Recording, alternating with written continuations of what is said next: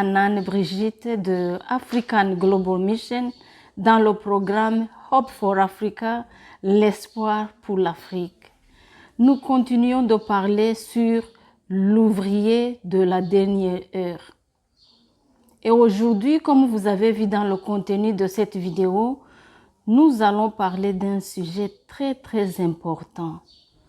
Je suis serviteur de Dieu. Qu'est-ce que ça veut dire même? Je suis serviteur de Dieu. C'est très honorable, c'est une belle façon de se présenter, très respectable. Mais cette déclaration doit être réciproque. Est-ce que le maître peut approuver cela? Est-ce que le maître peut aussi te déclarer comme son serviteur ou sa servante? Je suis serviteur de Dieu. Dans notre module, la recherche de l'ouvrier utilisable, nous avons parlé sur comment Dieu trouve ses ouvriers.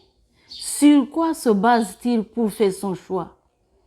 Aujourd'hui, nous avons beaucoup de gens qui se sont autoproclamés serviteurs de Dieu. Ils sont au milieu de nous. Les gens qui n'ont pas été formés, ils n'ont pas assis suffisamment au pied du maître pour être formés. Ils n'ont pas été brisés. Ils n'ont pas été éprouvés, approuvés et certifiés. Je les appelle les imposteurs. Ce sont eux qui ont cherché le raccourci pour aller vite dans l'œuvre de Dieu, pour chercher la popularité. Ils ont dévié la foi de Jésus-Christ. Ils ont fraîchi à Mammon et au prince de son monde pour juste avoir la popularité. Je suis serviteur de Dieu. Ces imposteurs ont toujours existé. Même au temps de Jésus-Christ, ils existaient. Il nous a avertis de ces loups habillés dans la peau des moutons. En Matthieu 7, verset 15, il nous a dit que ce sont les loups ravisseurs. Jean-Baptiste nous a dit que ce sont des races de vipères. Ce sont eux qui gâtent l'œuvre de Dieu. Ce sont eux qui rendent la vie difficile aux vrais serviteurs de Dieu. Ils pourrissent la vie, ils pourrissent la réputation de l'œuvre de Dieu. Ils cherchent forcément la puissance pour faire les faux miracles, au lieu de chercher la présence de Dieu. Ils vont même au-delà des frontières pour aller acheter les joujou et les amènent dans les bouteilles d'eau, des bouteilles d'huile, les sels, les balais, juste pour envoûter les âmes dont Jésus-Christ a racheté avec son sang. Vous allez griller. Vous allez griller. Il y a un jour destiné à vous. Ça a été prédestiné. C'est le jour de pleurs et de grincement de dents. Nous savons très bien que ce jour arrive. C'est en Luc 13, verset 28, le jour de grincement de dents.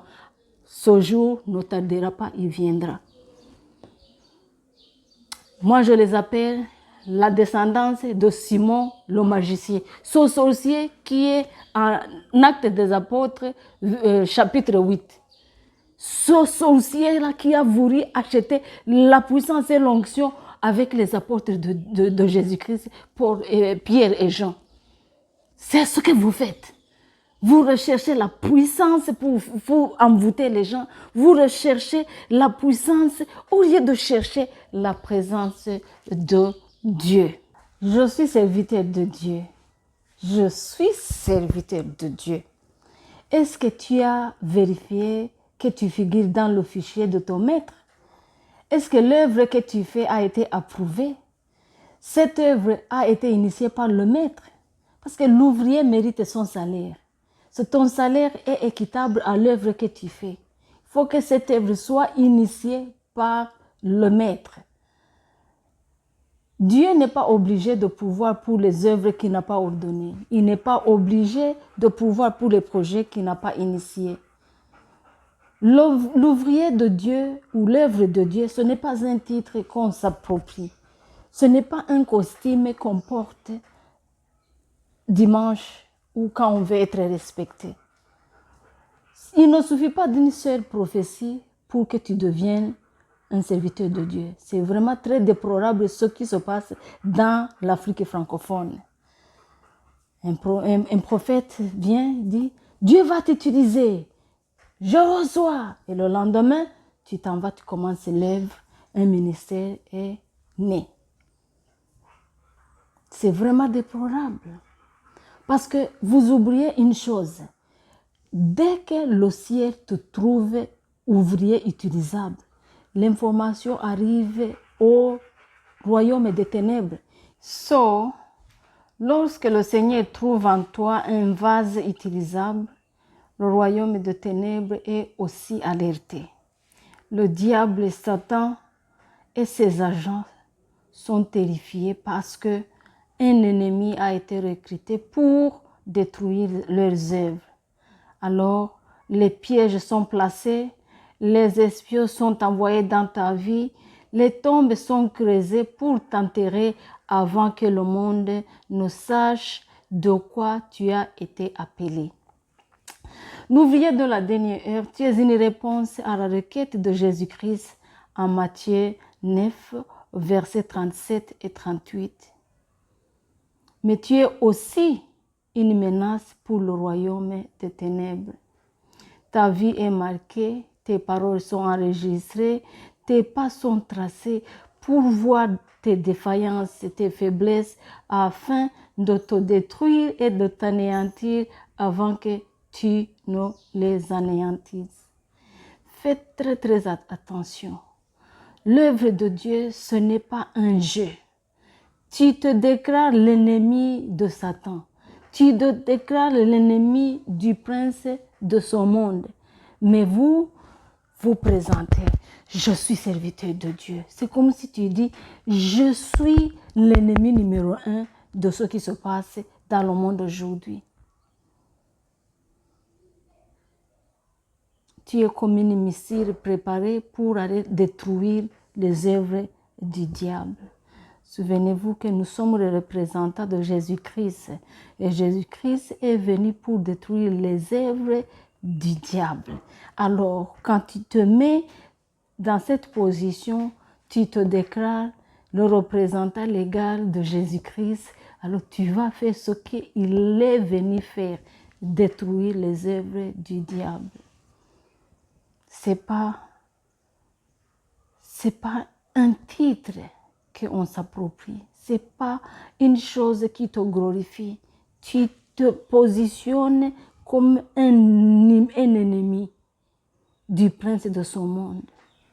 Sur l'ouvrier de la dernière heure, tu es une réponse de Dieu au cri du peuple. Tu es un outil dans les mains de Dieu. Dieu ne peut pas emprunter les outils. Il fabrique ses propres outils, il fabrique ses propres vases.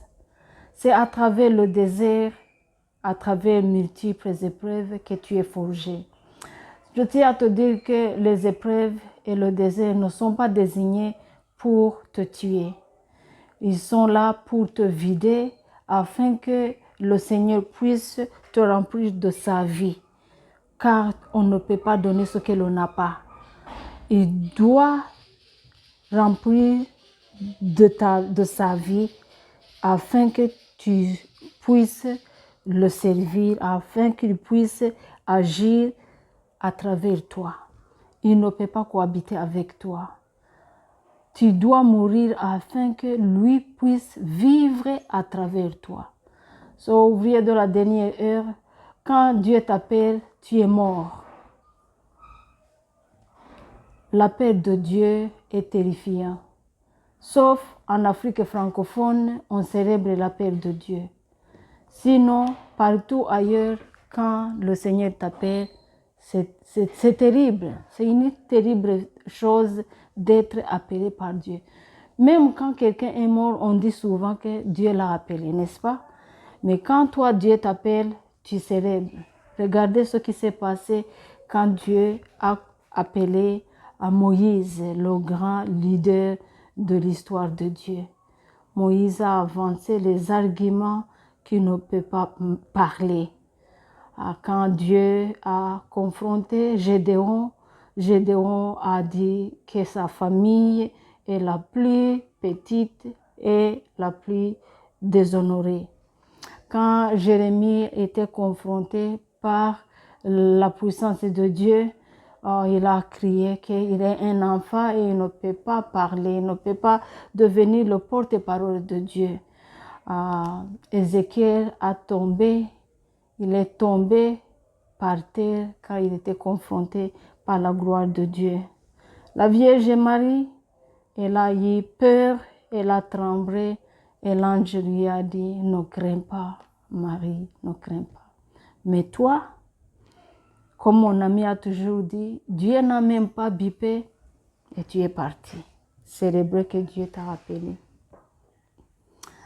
L'ouvrier de la dernière heure, dès que le Seigneur te trouve utilisable, il t'envoie dans son usine pour fabriquer ton caractère. Et cette usine se trouve dans le désert. La matière utilisée pour te forger, ce sont les multiples épreuves que tu dois passer. Et souviens-toi, ouvrier de la dernière heure, que même le Seigneur Jésus-Christ est ton Seigneur, mon Seigneur, notre Sauveur, n'a pas commencé son ministère qu'après avoir passé le test des épreuves du désert. Matthieu 4, verset 1. Ouvrier de la dernière heure, je ne sais pas à quel niveau tu te trouves dans ton désert, mais je vais t'encourager. Tiens fort, n'abandonne pas. Peut-être que tu es challengé par la santé et que la maladie te ronge jour après jour. Tiens fort, n'abandonne pas. Peut-être que ce sont tes finances qui sont en train de couler et que tu es déprimé et que tu sens que le monde t'a rejeté et que tout le poids se pose sur tes épaules. Je t'encourage, tiens fort, n'abandonne pas. Nous sommes entourés par une nuée de témoins. Hébreux 12, verset 1. Ceux-là qui ont avancé dans l'œuvre, ceux qui ont voyagé le désert avant nous. Si tu regardes bien, tu vas trouver leurs empreintes dans le désert et tu seras encouragé. Encore une fois, je tiens à te dire, tiens fort, même le diamant que nous connaissons et que nous apprécions, ce n'est qu'une motte de terre qui est raffinée par le feu. Ce n'est qu'après le feu qu'elle devienne une pierre précieuse appréciée par tout le monde. Toi aussi, ouvrier de la dernière heure, tiens fort. À la sortie de ce désert, tu seras bien raffiné. Tu seras bien cuit, un produit prêt à être consommé. Tu seras un conduit de la puissance de Dieu. Tiens fort, ma sœur. Tiens fort, mon frère.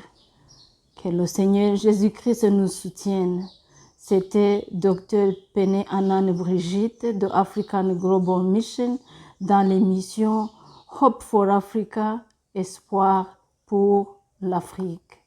Abonnez-vous, likez, partagez et n'oubliez pas de cliquer la cloche pour avoir nos notifications des prochains enseignements. Thank you.